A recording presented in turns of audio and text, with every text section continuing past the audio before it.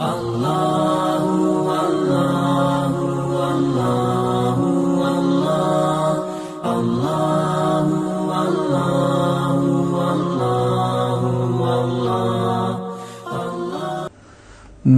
کرام، میں نے قرآن مجید سے ایک ناتمام آیت آپ حضرات کی خدمت عالی میں تلاوت کی ہے۔ اس میں نزول قرآن کا ایک منشا بیان کیا ہے کہ اے میرے محبوب، ہم نے آپ پر تھوڑا تھوڑا کر کے قرآن مجید کتاب یعنی قرآن مجید نازل فرمایا ہے، جس کا مقصد یہ ہے کہ آپ ہر چیز کو واضح طور پر بیان کر دیں۔ یا اس کا مطلب یہ ہے کہ ہم نے ہر چیز کو واضح طور پر بیان کرنے کے لیے آپ پر یہ کتاب نازل فرمائی ہے۔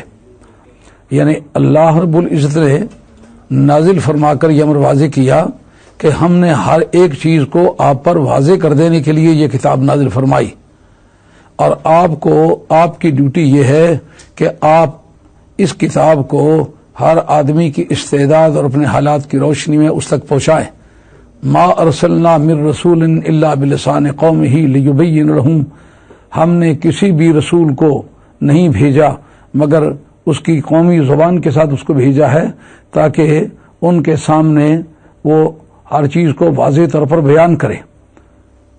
اب منشأ رسالت واضح ہوتا ہے کہ جتنے بھی انبیاء و مرسلین علیہ الصلوۃ والسلام کے فنکشنز ہیں، ان میں سے کسی بھی آسمانی وحی کا یا پروردگار عالم کی تعلیمات کا قوم تک پہنچانا یہ منشأ رسالت و نبوت میں ایک حصہ ہے۔ اس جگہ انبیاء و مرسلین کے مقابلے میں نبی کریم علیہ الصلوۃ والسلام کی حیثیت کو قطعاً مختلف طریقے سے واضح فرمایا۔ نزلنا علیک الکتاب، ہم نے کتاب تھوڑی تھوڑی کر کے آپ پر نازل فرمائی ہے۔ آسمانی کتابوں کا پروسیجر اللہ یہ ہے کہ جس وقت بھی کوئی کتاب آتی رہی تو بیک مشت آتی رہی۔ تورات آئی تو بیک مشت اکٹھی آئی، انجیل آئی تو بیک مشت آئی، اور زبور آئی تو اکٹھی آئی۔ ایک قرآن ہے کہ جس کے نازل کرنے کے وقت پروردگار عالم نے آسمان کے پروسیجر اللہ کو بدل دیا، اور کفار نے یہ بات کہی ہے، وقال الذين كفروا لولا نزل عليه القرآن جملة واحدة۔ اللہ تبارک و تعالیٰ نے اس پر ساری کی ساری کتاب اکٹھی کیوں نازل نہ کی؟ یعنی آسمانی کتابوں کا دستور عمل یہ تھا کہ جب آسمانوں سے آیا کرتی تو اکٹھی نازل ہوا کرتی۔ اس کی کیا وجہ ہے کہ یہ اس کے دعوے کے مطابق آسمانی کتاب ہے، اگر آسمانی کتاب ہوتی تو اس کو بھی بیک مشت آنا چاہیے تھا۔ پروردگار عالم نے اس جگہ واضح کیا کہ آسمانی کتابوں کے نزول کے قاعدے میں تبدیلی کی بنیاد وہ صرف میرے محبوب کی دلجوئی ہے۔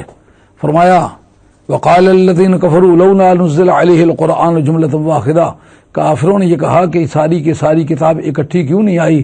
پروردگار نے اس کے جواب میں فرمایا کذالک، ہم نے یہ کام اس طرح کیا ہے، یعنی اس کتاب کو تھوڑا تھوڑا کر کے نازل کیا ہے، جس کا مقصد یہ ہے کہ پروردگار عالم نے لنثبت به فؤادک ورتلناه ترتیلا، تاکہ آپ کے دل کو خوش کریں اور ٹھہر ٹھہر کر سنوار کر اس کو پڑھا ہے۔ حضرت مولا مرتضیٰ رتل القرآن ترتیلا کی تفسیر میں فرماتے ہیں جود القرآن تجویدہ، یعنی قرآن مجید کو بہت سنوار کر بڑی خوبصورتی کے ساتھ محبوب کبریا پر نازل کیا۔ اس جگہ ایک اصولی ضابطہ ہاتھ لگتا ہے، وہ یہ ہے کہ جو دو قانونوں کے درمیان ٹکراؤ ہو جائے تو جو سپیریئر لا ہوتا ہے وہ دوسرے لا کو کنٹرول کر لیتا ہے، اور جو سبارڈینیٹ لا ہوتا ہے، ماتحت قانون ہوتا ہے، اس میں تبدیلیاں لائی جایا کرتی ہیں۔ اس جگہ سرکار کی رضا کہ مولا کریم جورسڈکشن اتنی بڑی ہے، حلقہ اتنا بڑا ہے کہ تبارک الذی نزل الفرقان علی عبدہ لیکون للعالمین نذیرا، پورے عالمین کا نذیر بنا کر کے مجھے بھیجا گیا ہے۔ تو جب پورے عالمین کا نذیر ہوں تو یہ تیرا پیغام پورے عالمین تک پہنچانے کی ایک بنیادی ضرورت ہوگی۔ میں ذمہ دار ہوں گا کہ اس بات کا کہ یہ تیرا قانون ساری دنیا تک پہنچاؤں۔